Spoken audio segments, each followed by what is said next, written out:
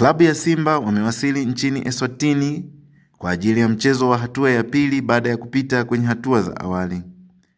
Mchezo wa Simba utakuwa dhidi ya timu ya Nsingizini Hotspurs kwenye hatua ya pili, mguu wa kwanza kwenye michuano ya CAF Champions League.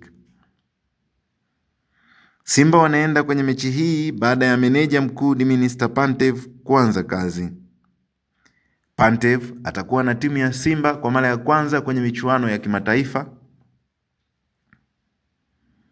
Mchezo huo utachezwa kwenye uwanja wa Somholo National Stadium nchini Eswatini. Aidha, msemaji wa klabu hiyo amethibitisha Simba kufika salama.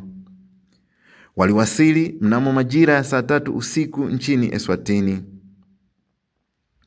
Baada ya mapumziko, timu ya Simba walifanya mazoezi katika uwanja utakaochezwa mechi hiyo.